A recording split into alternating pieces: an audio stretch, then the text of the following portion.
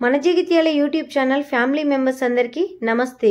ఈరోజు మనం మినీ తిరుపతి దేవస్థానమైన అంబారిపేట వెంకటేశ్వర స్వామి దేవస్థానానికి వెళుతున్నాము। ఇది ఎక్కడ ఉంది, దాని యొక్క విశిష్టత గురించి తెలుసుకుందాం। దానికంటే ముందు మా ఛానల్ని చాలా మంది చూస్తున్నారు కానీ లైక్ కానీ సబ్స్క్రైబ్ కానీ చేయట్లేదు।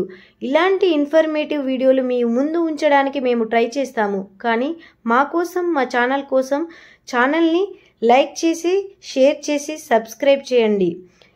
జగిత్యాలకు 4 కిలోమీటర్ల దూరంలో అంబారిపేట గ్రామం ఉంది। ఇక్కడ వెంకటేశ్వర స్వామి స్వయంభుగా వెలిసి 300 సంవత్సరాల చరిత్రతో స్వయంభుగా అంటే తనకు తానుగా వెలిసిన దేవస్థానంగా నిలిచింది। 2018లో తిరుమల తిరుపతి దేవస్థానం గారి సహకారంతో విగ్రహ ప్రతిష్టాపన చేసి తిరుపతిలో చేసినట్టుగా పూజలు చేస్తూ మన జగిత్యాలకు మినీ తిరుపతి దేవస్థానంగా విరాజిల్లుతున్నది। ఇక్కడ ప్రతి పౌర్ణమి రోజున గిరి ప్రదక్షిణ కార్యక్రమం జరుపుతున్నారు।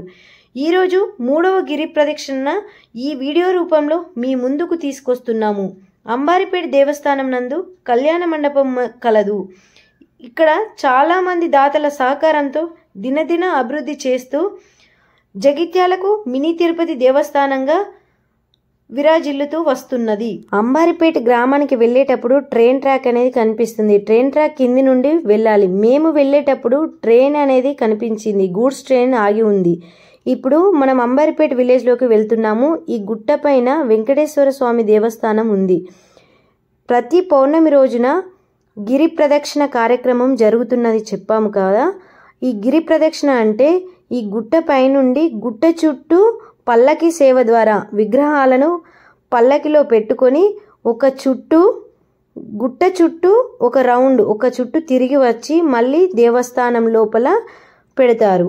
దీన్నే గిరి ప్రదక్షిణ అంటారు। గిరి ప్రదక్షిణ కంప్లీట్ అయిన తర్వాత అన్న ప్రసాదం కూడా జరుగుతుంది।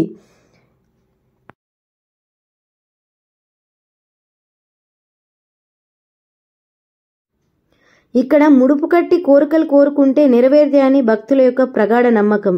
స్వామివారు వెలిసినప్పటి నుండి కూడా పుట్ట ఉంది। పుట్టల నుండి అప్పుడప్పుడు నాగదేవత దర్శనమిస్తుంది। ఈ ఆలయంలో ఉత్తర ద్వారం అనేది ఎప్పటి నుండో సహజ సిద్ధంగా ఏర్పడింది। మనం ప్రతి ముక్కోటి ఏకాదశి రోజు స్వామివారి ఉత్తర ద్వారం నుండి గర్భగుడిలోకి వెళ్ళి దర్శించుకోవడం జరుగుతుంది। మన చుట్టుపక్కల గ్రామాల్లో ఈ విధంగా ఎక్కడ సహజ సిద్ధంగా లేదు।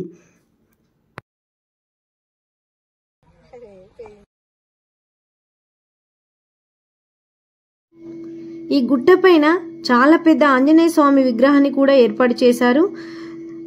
దీని దగ్గర చిన్నపిల్లలు ఆడుకోవడానికి చిన్న పార్కు లాగా ఆట బొమ్మలు స్లైడ్స్ ఏర్పాటు చేశారు। దైవభక్తితో వచ్చి ఫ్యామిలీ అందరూ వచ్చి ఆ పిల్లలను ఆడిపిస్తూ ఇక్కడ చాలాసేపు ఉండిపోవచ్చు।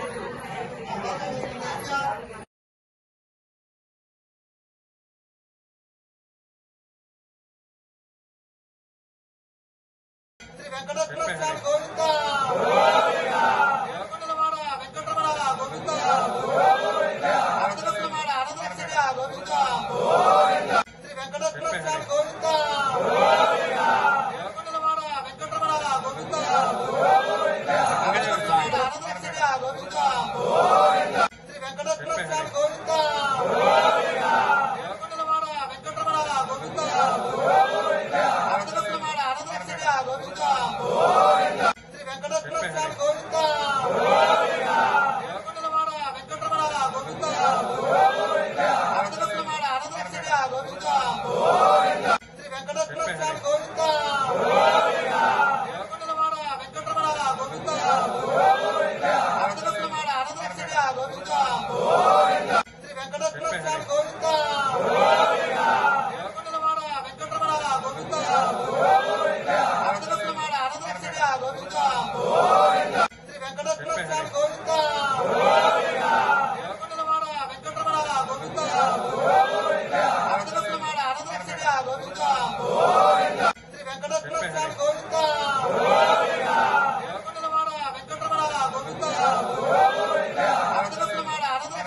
గోవింద శ్రీ వెంకటేశ్వర స్వామి గోవింద ఏడుకొండలవాడ వెంకటరమణ గోవింద అనంతలక్ష్మణ అనంతలక్ష్మిగా గోవింద శ్రీ వెంకటేశ్వర స్వామి గోవింద ఏడుకొండలవాడ వెంకటరమణ గోవింద అనంతలక్ష్మణ అనంతలక్ష్మిగా గోవింద శ్రీ వెంకటేశ్వర స్వామి గోవింద ఏడుకొండలవాడ వెంకటరమణ గోవింద అనంతలక్ష్మణ అనంతలక్ష్మిగా గోవింద శ్రీ వెంకటేశ్వర స్వామి గోవింద ఏడుకొండలవాడ వెంకటరమణ గోవింద అనంతలక్ష్మణ అనంతలక్ష్మిగా గోవింద శ్రీ వెంకటేశ్వర స్వామి గోవింద ఏడుకొండలవాడ వెంకటరమణ గోవింద అనంతలక్ష్మణ అనంతలక్ష్మిగా గోవింద శ్రీ వెంకటేశ్వర స్వామి గోవింద ఏడుకొండలవాడ వెంకటరమణ గోవింద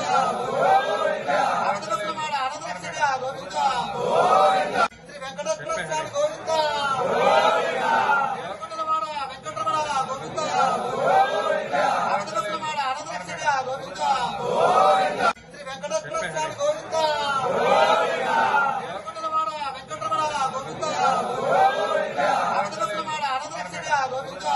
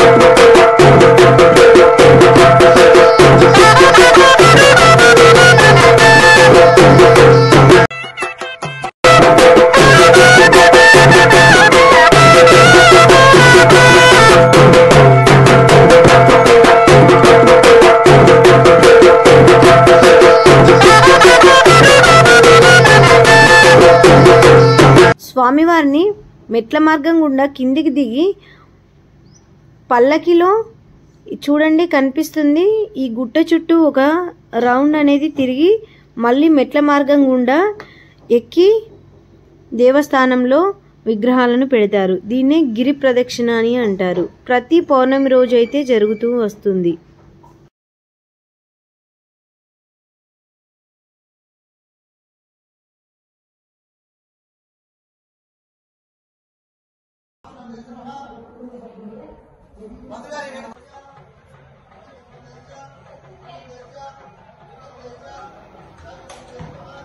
గుట్ట యొక్క కింది భాగంలో వెంకటేశ్వర స్వామి వారి కళ్యాణ మండపాన్ని కట్టారు.